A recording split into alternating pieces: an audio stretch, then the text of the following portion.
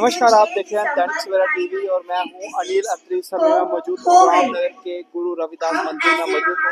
आज आप देख सकते हैं कि यहाँ पे पूरे भारतवर्ष की बात करूं तो संविधान निर्माता भीमराव अम्बेडकर की जयंती जो है धूमधाम से मनाई जा रही है। ये तस्वीरें आप देख सकते हैं रामनगर के गुरु रविदास मंदिर की। ये तस्वीरें आप देख पा रहे हैं कि मैं आपको बता दूं कि 200 से ज्यादा जो लोग जो है यहाँ पे समारोह में पहुंचे आ रहे हैं। आप देख सकते हैं कि आज यहाँ पे रामनगर में बाबा भीमराव अम्बेडकर की जयंती जो है काफी ये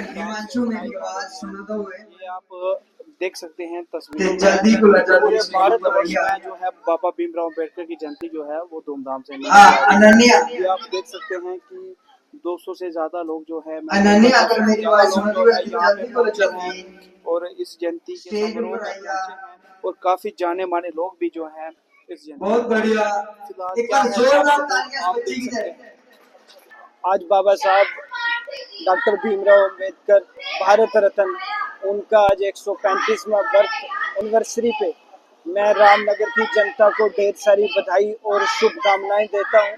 बाबा साहब अम्बेडकर जी का जीवन एक स्ट्रगल भरा जीवन रहा, मगर उन्होंने देश को एक सबसे बेहतरीन और दुनिया का सबसे बड़ा रिटन कॉन्स्टिट्यूशन जिसे इंडियन कॉन्स्टिट्यूशन कहा जाता है वो 26 नवंबर 1949 में दिया।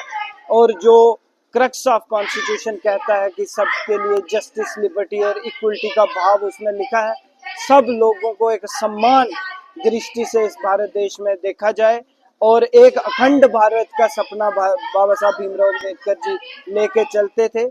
भारत एक बने, भारत श्रेष्ठ बने और इसमें सब लोगों को उनके जीवन में खुशहाली आए। उस पे वो सपना बाबा साहब अम्बेडकर जी ने कॉन्स्टिट्यूशन के माध्यम से हमारे समक्ष रखा है और उस पे कार्य करने की हमें बहुत ज़्यादा ज़रूरत है और उस पे हम कार्य करेंगे।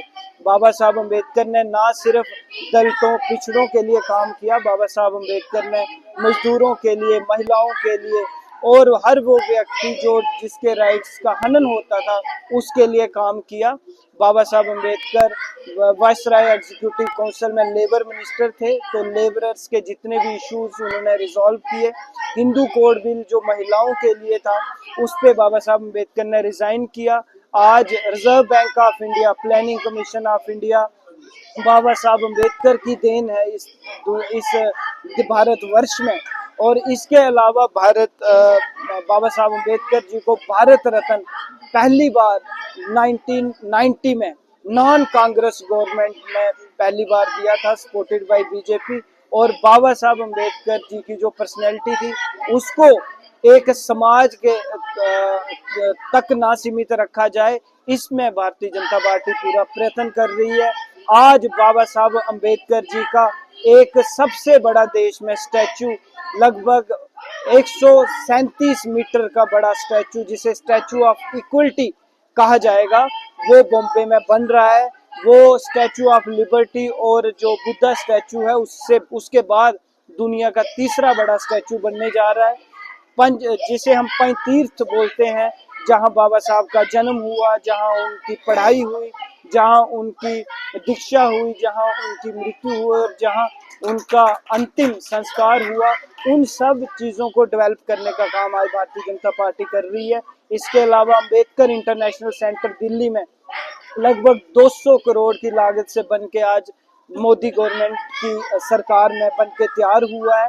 और इसके अलावा जो बाबा साहब अम्बेडकर का एक सपना था कि हर घर में मैं कहता हूँ last man in the last row उस तक गवर्नमेंट पहुंचे, वो जितनी भी भाजपा की नीतियां हैं वो बाबा साहब अम्बेडकर जी की आइडियोलॉजी से प्रेरित होकर, चाहे वो PMGSY हो, PMAY हो, आयुष्मान भारत हो, किसान सम्मान निधि हो, उस पे नरेंद्र भाई मोदी जी गवर्नमेंट और भारतीय जनता पार्टी गवर्नमेंट उस पे काम कर रही है। आज के इस शुभ अवसर पर मैं सबको अपनी तरफ से और मेरी पार्टी की तरफ से बहुत बहुत बधाई देता हूँ और शुभकामनाएं देता हूँ। जय भीम, जय भारत।